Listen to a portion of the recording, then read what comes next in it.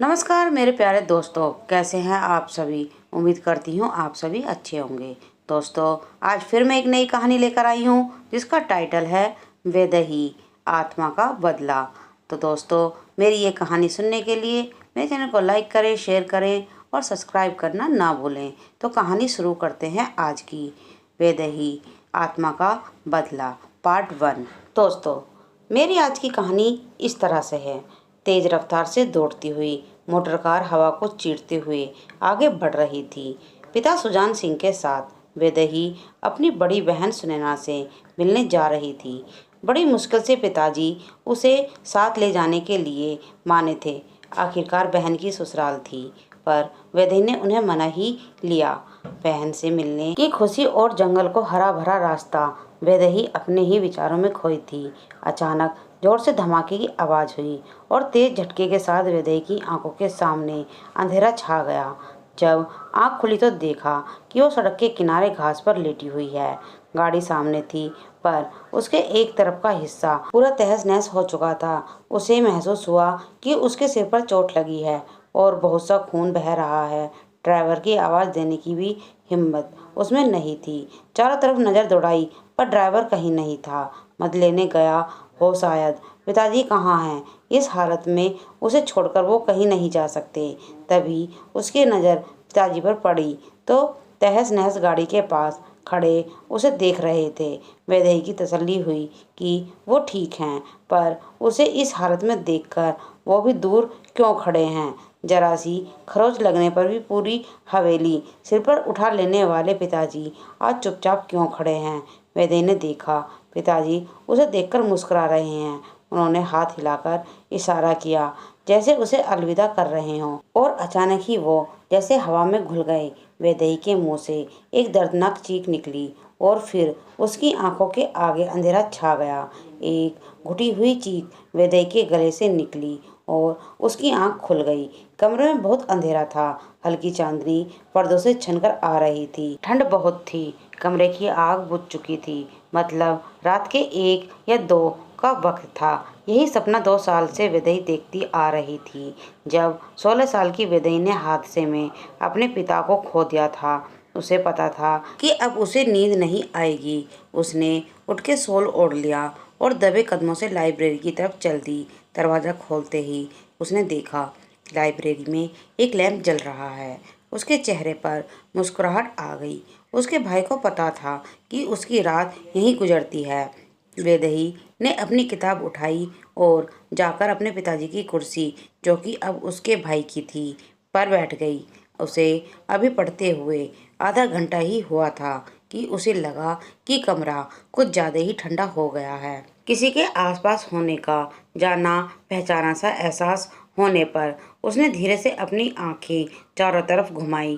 धुंधली सी रोशनी से उसने देखा कि सफ़ेद रंग के कपड़ों में खूबसूरत सी लड़की दूर खिड़की के पास बैठी है।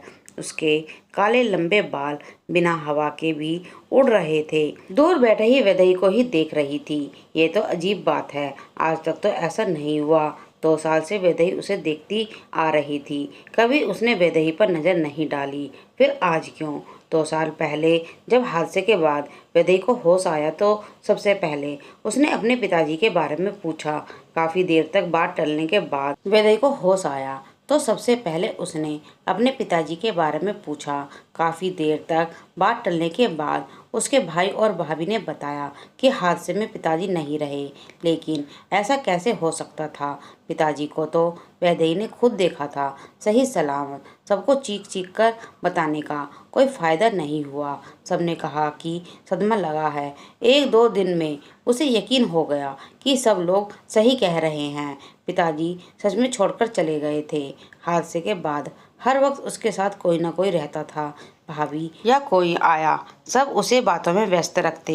एक रात उसकी आंख खुली तो कमरे में माला उसकी आया नहीं थी। वैदेही दोबारा सोने की कोशिश कर रही थी कि उसने देखा एक लंबे से बालों वाली औरत दीवार से होते हुए उसके कमरे में आई है। अजीब से कपड़े थे उसकी, ऐसा लगा जैसे वह उड़ रही थी। वैदेही के पलंग के पास होते हुए वो सामने दीवार में समा गई, जैसे वो कोई दरवाज़ा हो। वैदेही की चीख निकल गई। दौड़कर भाई मान सिंह और भाभी अवंतिका उसके कमरे में आए। उसके बताने पर सब उसे आंखें फाड़कर देख रहे थे। फिर भी उसकी तसल्ली के लिए पूरी हवेली की तलाशी ली गई, पर कोई औरत नहीं मिली।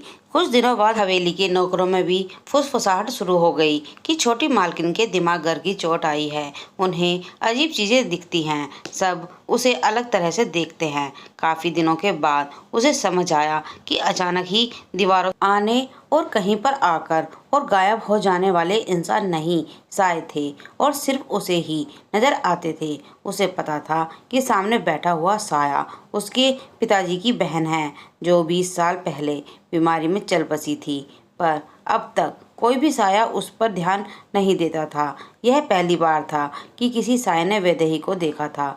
हिम्मत जुटाकर वैदेही ने साये से पूछा, क्या आप मुझे देख सकती हैं? और जवाब में लड़की ने कुटिल सी मुस्कुराहट दी। वैदेही के रोंगटे खड़े हो गए। अचानक उसे लगा कि उसका दम घुट रहा है। इससे पहले ही कि वैदेही कुछ करती, साया गायब हो चुका था और कमरा अब सामान्य था। सुबह वैदेही नाश्ते के लिए आई तो उसने देखा मान सिंह और अवंतिका दोनों ही वहां पहले से ही बैठे हैं। उसे लगा जैसे दोनों किसी बात पर बहस कर रहे थे और उसके आते ही चुप हुए हैं। वैदेही को देखते ही अवंतिका ने उसे बैठने के लिए कहा और नौकरों को उसके लिए नाश्ता लाने के लिए बोला। खाते हुए वैदेही को लगा कि भाई और भाभी इशारों में कुछ बातें कर रहे हैं। अब वो चुप न रह सकेगी और उसने अवंतिका को छेड़ते हुए कहा, क्या हुआ है भाभी, आप दोनों क्यों परेशान हैं? भाई आपको फिर मायके नहीं जाने दे रहे क्या? अवंतिका ने मुस्कुराते हुए कहा कि इस बार नाराजगी की वजह तो ये न्योता है जो तुम्हारे लिए राजगढ़ से आया है। न्योते की बात सुनते ही वैदेही को घबराहट होने लगी। उसने अपने सामने से प्लेट हटा दी। अब उसकी भूख मर चुकी थी।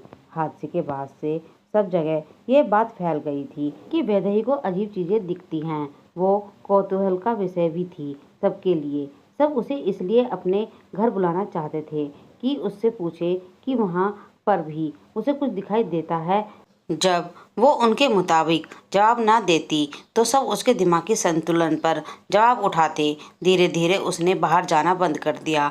अब घर और उसकी किताबें ही उसकी दुनिया थी। मान सिंह चिंता से उसे देख रहे थे। उन्होंने प्यार से उसे कहा, उन्होंने तुम्हें बहुत सम्मान और प्यार से बुलाया है।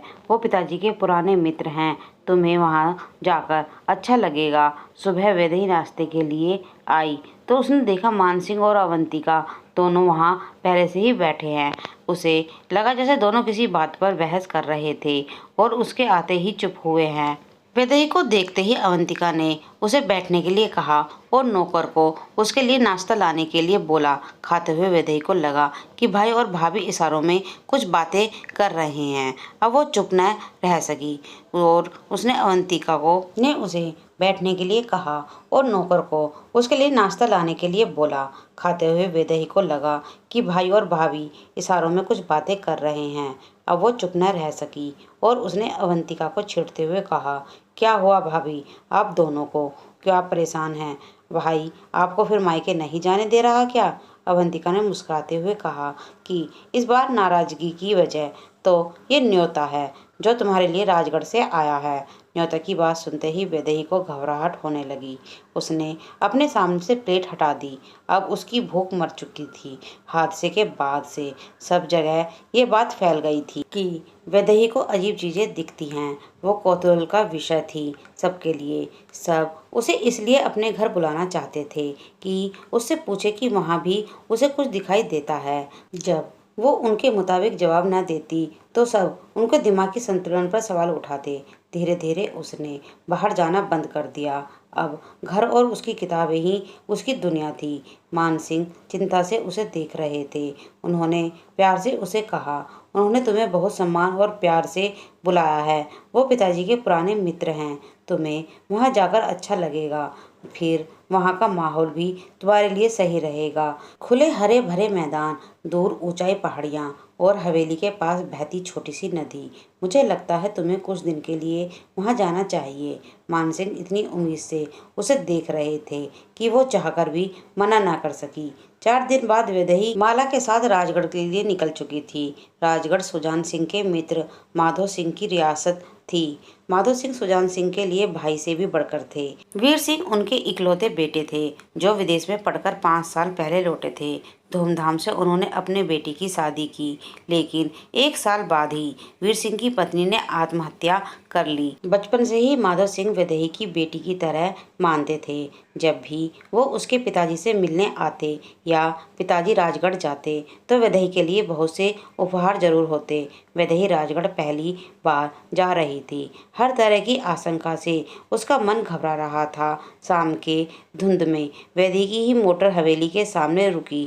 माधव सिंह खुद उसके स्वागत के लिए वहां थे। उनके प्यार और अपनेपन से वैदेही के सारे डर दूर हो गए। खाने के समय उन्होंने बताया कि उनका बेटा किसी काम से गया है, सुबह तक आ जाएगा। उनसे अपने पिताजी की बातें करते हुए उस समय का अंदाजा ही नहीं हुआ। 11 बजे माधव सिंह ने उसे कहा कि अब वो आराम करे। सुबह उन्होंने उसके लिए घूमने का प्रबंध किया है। कमरे में वैदेही ने देखा कि माला शायद उसका इंतजार करके सो गई है। वो भी हाथ मुंह धोकर अपने कपड़े बदलकर सोने चली गई। रात को उसकी आंख खुली तो उसने खुद को एक पुराने खंडर गलियारे में खड़ा हुआ पाया। उसके कपड़े और हाथों पर मिट्टी लगी थी, बाल बिखरे हुए थे। उसे नहीं पता था वो हवेली के किस हिस्से में है। ये उसके साथ क्या हो रहा है? क्या ये सपना है या वो नींद में चलती हुई यहाँ आई है? पहले कमरा ढूंढना चाहिए। कोई इस तरह देखेगा तो क्या सोचेगा? खुद से ही बातें करती हुई आगे बढ़ रही थी। अनगिनत मोड़ और गलियारे पार करने के बाद उसे हवेली की रिहायशी हिस्सा दिख गया, पर अब अपना कमरा कैसे ढूंढेगी? तभी उसे याद आया कि कमरे की तरफ जाते हुए सीढ़ियां भी थी। वो सीढ़ियों की तरफ बढ़ ही रही थी कि अचानक पीछे से किसी ने उसके मुंह पर हाथ रखा और खींचते हुए सीढ़ियों के पीछे। छोटे कमरे में जाने के बाद वैदेही अपनी पूरी ताकत लगा रही थी, पर वो जो कोई भी था बहुत ताकतवर था। कमरे में ले जाने के बाद उसने वैदेही को छोड़ दिया। उसने चिल्लाने के लिए मुंह खोला ही था कि दोबारा उस अजनबी के हाथ उसके मुंह पर आ गए। उसने इशारे से उसे चुप रहने के लिए कहा। वैदेही ने सुना कि गलियारे में 2 लोग बात कर रहे हैं। कुछ ही पल में उसे पता चल गया कि वो 2 नौकर थे और उनकी बातों का विषय वो खुद थी। बात करते हुए वो आगे बढ़ गए। थोड़ी ही देर बाद उसने याद आया कि वो कहाँ है। उसने खुद को छुड़ाने के लिए हाथ पैर मारने शुरू किए। उस आदमी ने गुर्राते हुए कहा कि तुम चाहती हो वो वापस आकर हमें ऐसे देखे। ये सुनते ही वैदेही को लगा कि वो सच कह रहा है। इस तरह कोई उन दोनों को देखेगा तो वही समझेगा जो वो दोनों सोच रहे हैं। कुछ देर शांत रहने के बाद अजनबी ने धीरे से दरवाज़ा खोल दिया। उसने वैदेही को बाहर आने का इशारा किया। उसने वैदेही पर सरसरी सी नज़र डाली। वैदेही को पूरा शरीर काँप रहा था। अजनबी ने अपना कोट निकालकर उसे कंधों पर डाल दिया। वैदेही ने देखा कि अब वो अजनबी कुछ असहज लग रहा था। इससे पहले कि वो कुछ कर पाती, अजनबी बोला, मेरा नाम वीर सिंह है, मुझे माफ़ कीजिए। मैंने अनजाने में आपके साथ ऐसा सलूक किया। मैंने आपको खंडर की तरफ आते हुए देखा। वहाँ जाना मना है। जल्दबाजी में मैं भूल गया था कि पिताजी के मेहमान आज ही आने वाले थे। एक बार फिर माफ़ी मांगता हूँ। वैदेही के एक टक वीर सिंह को देखे जा रही थी। उसकी किताबों के राजकुमार ऐसे ही तो होते हैं। मैं अपने कमरे का रास्ता भूल गई थी।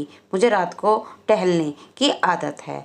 वीर सिंह थोड़ी देर उसे देखते ही रहे, फिर बोले, आइए मैं आपको कमरा दिखाता हूँ। लाइब्रेरी के एक चौर दरवाजे से होते हुए वो उसे एक गलियारे में ले गए जिसके ठीक सामने उसका कमरा था। कमरे के सामने वैदेही ने कोट देते हुए उनका धन्यवाद किया और कमरे के दरवाजे में कदम रखा ही था कि पीछे से वीर सिंह ने आवाज़ लगाई। जैसे ही वैदेही पलटी उसने देखा कि वीर सिंह उसको बहुत करीब खड़े थे। उन्होंने वैदेही के मखमली गालों पर अपनी उंगलियां फिराते हुए अलविदा कहा और मुस्कुराते हुए चले गए।